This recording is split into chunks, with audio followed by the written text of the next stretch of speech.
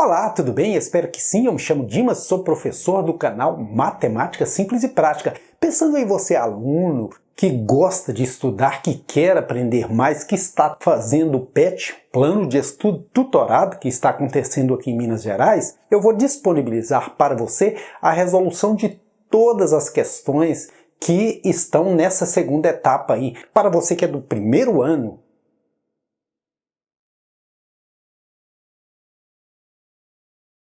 nessa videoaula eu trago para você a correção das atividades 2 e 3, semana 4, primeiro ano do ensino médio, Plano de Estudo Tutorado, volume 2. A atividade número 2 propõe o seguinte: determine em cada caso se a relação entre as variáveis corresponde ou não a uma função. Então vamos iniciar aqui pela análise do item A. Um número natural e seu oposto. Essa situação pode configurar uma função ou somente uma relação. Não corresponde a uma função. Por quê? Para que uma relação entre dois conjuntos A e B seja uma função, é necessário que para todo elemento do conjunto A haja um único elemento correspondente no conjunto B. E como o zero é nulo, ele não possui oposto. Vamos verificar isso no diagrama. Olha, suponhamos que aqui esteja o conjunto A, aqui o conjunto B, e tenha uma relação entre os dois. Lembrando que a regra aqui é ligar cada número ao seu oposto. Se eu pegar o número 1, eu posso ligá-lo ao seu oposto, que é qual? O simétrico ou oposto é sempre o mesmo número, porém com sinal contrário, né? Então é o menos 1. Se eu pegar o número 2, que é um número natural, ele tem um oposto que é o menos 2. Agora, e se eu pegar o zero, que também é um número natural? O zero, por ser nulo, não ter valor nem positivo nem negativo, ele não tem oposto. Veja isso aqui na reta numérica. O que na verdade é o oposto de um número? Vamos supor que aqui passa uma avenida. Pega um quarteirão à direita. Aí você mora aqui e você tem uma amiga de turma que mora do lado oposto. Ambos estão a uma mesma distância aqui da avenida central, porém ela mora do lado oposto que você. Isso é um exemplo de oposto. O menos 1 é o oposto do 1, ou a mesma coisa que dizer o simétrico. Se você morar a 2 quarteirões aqui de uma avenida e seu colega de estudos morar também a 2 quarteirões dessa mesma avenida, porém do lado oposto, veja que o módulo é o mesmo. A distância de onde você mora à avenida é a mesma distância de onde seu colega mora à avenida. Aí a gente diz, eles moram de lados opostos à avenida. Isso é o oposto. Agora, e o zero? Quem é o oposto do zero? Não existe. Por quê? Porque ele não tem valor, ele é nulo. Então, nesse caso, não corresponde a uma função. Beleza? Vamos agora à análise do item B. A medida do lado de um quadrado e sua área. Nesse caso, corresponde a uma função sim. Essa função é definida pela fórmula. E essa função é definida pela lei de criação y igual a x ao quadrado, com x pertencendo a r asterístico positivo. Daqui a pouquinho eu explico para você o que significa isso. Olha, vamos imaginar aqui os conjuntos x e y. Lembrando que o y é igual ao x ao quadrado. Por quê? Porque a área de um quadrado é lado vezes lado, ou seja, lado é o quadrado. E como o y se refere à área e o x se refere ao lado, vamos supor que a gente tenha um quadrado de lado 1, qual é a área? 1 ao quadrado, o mesmo. Se a gente tiver um quadrado de lado 2, qual seria sua área? 4. Se a gente tiver um quadrado de lado 3, qual seria sua área? 9. 3 ao quadrado, 9. E tem infinitas outras possibilidades, né? Agora vamos imaginar isso na prática. Assim na teoria fica um pouco confuso. Na prática, pensando na prática, imagina o seguinte: você está construindo uma casa belíssima e bacana, vai pôr porcelanato no piso e depara com a seguinte situação. Se você chegou lá para comprar o porcelanato e cada peça de porcelanato tem 1 por 1, porcelanato grandão, bacanão, bonito aí, qual é a área de cada pedra? 1 metro quadrado. Aí você vai colocar porcelanato na sua salinha de estudos, que não é muito grande, e o tamanho é para 2 peças de porcelanato. 2 peças de porcelanato de 1 metro cada uma, já dá para preencher o lado completo. E é um espaço quadrado, tem também um comprimento lateral de 2 peças de porcelanato. Qual a área desse espaço aqui? 4 metros quadrados, tanto que você gastou 4 peças de porcelanato, cada uma tem 1 metro quadrado. Agora vamos imaginar que você queira colocar porcelanato aí na sua sala, que é um pouco maior, e vai colocar o mesmo porcelanato com peças de 1 por 1. Qual o valor desse lado? 3 peças, 3 metros. O mesmo com esse lado também, quadrado. Porque aqui está dizendo quadrado. Qual a área do chão desse cômodo? Nós temos 1, 2, 3, 4, 5, 6, 7, 8, 9. 9 metros quadrados. Então, função é isso. É algo que se aplica à nossa prática. No caso aqui, é uma função sim, que a gente viu que a área de cada espaço acontece em função do tamanho do lado. Aqui tem uma área menor, porque o lado é menor. Aqui tem uma área um pouco maior, porque o lado é um pouco maior. Aqui tem uma área já bem maior, porque o lado é bem maior. E se você tiver uma casa inteira, vai dar uma área muito maior. E isso está presente nos cálculos aí da engenharia, da arquitetura, ou mesmo quando você vai fazer a sua casa, se você não contratar um projetista, você tem que fazer esses cálculos e fazer essas contas. Ou no mínimo pagar essas contas, não é mesmo? E lá no início da minha fala eu disse que explicaria para você o significado desse R com asterístico e mais. Olha, R, números reais.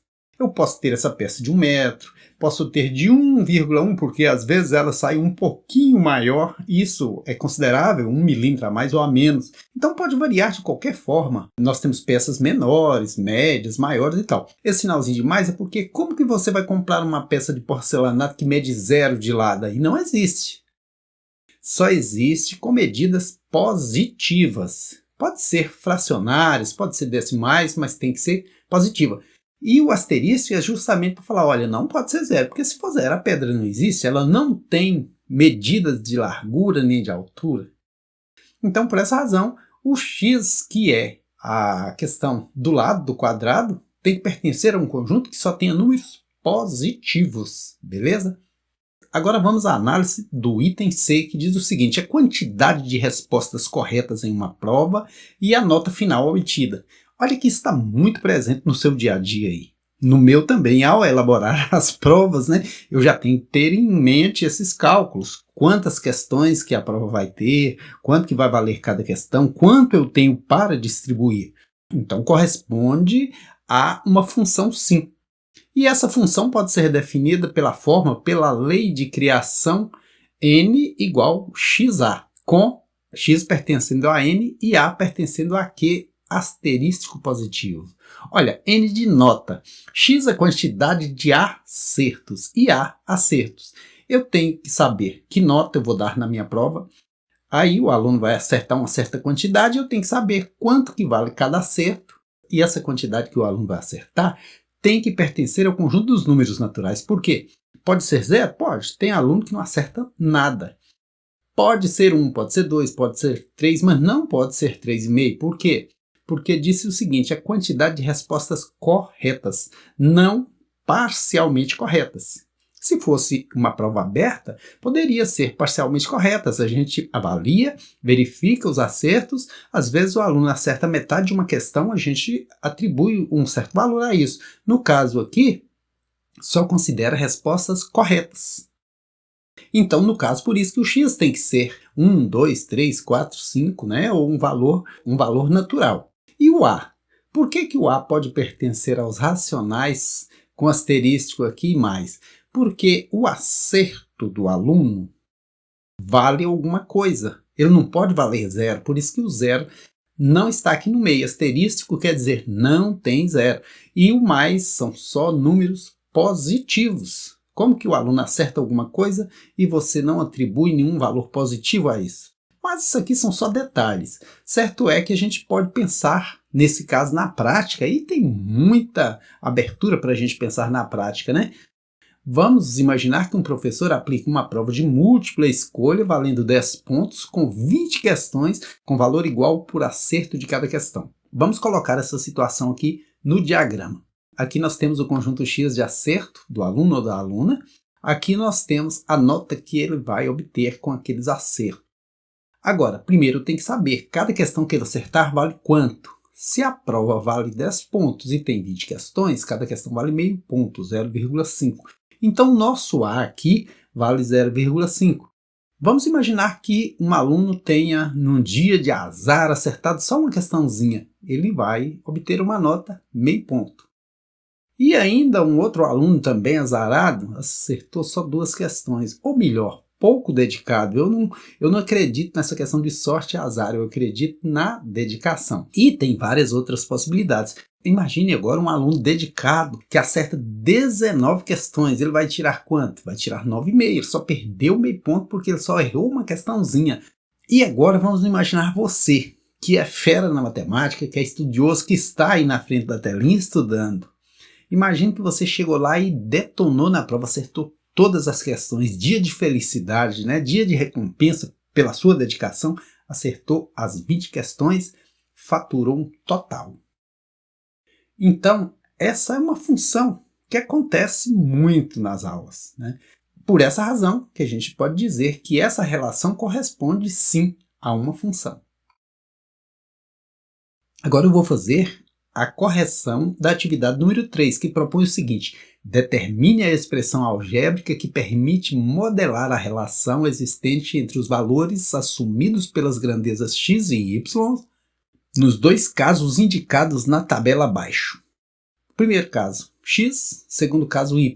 Qual a regra do jogo? Qual a fórmula que me garante esses resultados? A gente chama isso de lei de criação ou de fórmula. Olha, se a gente prestar atenção aqui, 1 é o valor de x, 5 é o valor de y, 2 é o valor de x, 7 é o valor de y, então eu posso dizer que y é igual a 2x mais 3.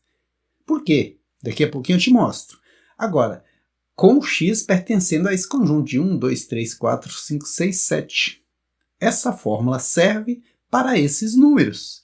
Para os demais eu não sei, não estão aqui mencionados na tabela. Vamos comprovar isso.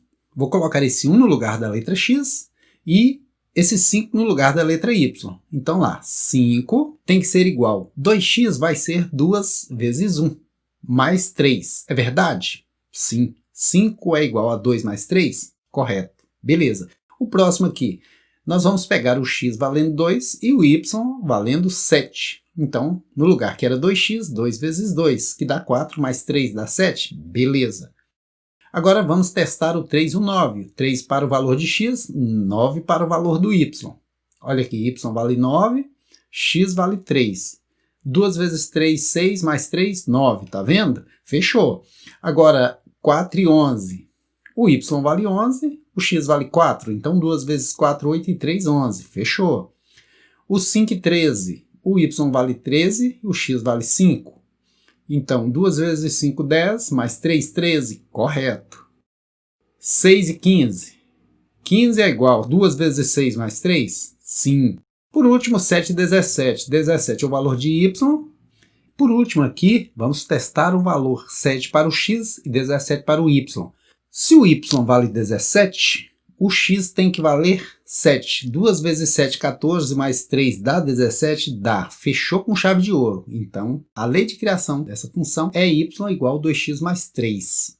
Agora vamos à análise da segunda tabela. Qual é a lei de criação para essa tabela? Quando o x vale 2, o y vale 8. Quando o x vale 3, o y vale 12. Quando o x vale 4, o y vale 16. Aqui é simples. Observe que está sempre quadriplicando. E y é igual a 4x. Com x pertencendo a esse conjunto que tem os elementos 2, 3, 4, 5 e 6. No caso aqui, se eu usar o 2 no lugar do x, o y vai dar 8. Por quê? 4 vezes 2 é 8. Se eu usar o 3 no lugar do x, o y vai dar 12. Por quê? Porque 4 vezes 3 é 12. E assim sucessivamente. 16 é igual a 4 vezes 4. 20 é igual a 4 vezes 5. 24 é igual a 4 vezes 6. Assim, eu consegui provar que essa regra vale para todos. E se você é aluno do primeiro ano, não perca tempo, você entrou no ensino médio esse ano, nós estamos tendo essa parada, mas essa parada é uma oportunidade da gente aprender. Nós temos que tirar proveito de todas as situações no sentido de nos fortalecer, de aumentar o nosso conhecimento. E eu estou colocando aqui para você com muito prazer, com muito carinho, tudo que eu tenho em termos de conhecimento enquanto professor, para que você entenda a matéria. Estou muito feliz com esse trabalho. Tem vários comentários de mães dizendo: olha, minha filha, meu filho está conseguindo entender a matéria. Tem vários comentários de alunos que falam: ó, ajudou bastante, obrigado. E eu que agradeço a você por estar assistindo essa videoaula. Se você gostou, compartilhe aí com seus colegas, coloca no seu grupo de estudo da escola, ajude aos demais colegas a aprenderem também. E não se esqueça do seguinte: fica sempre um pouco de perfume nas mãos que oferecem rosas, nas mãos que sabem ser generosas.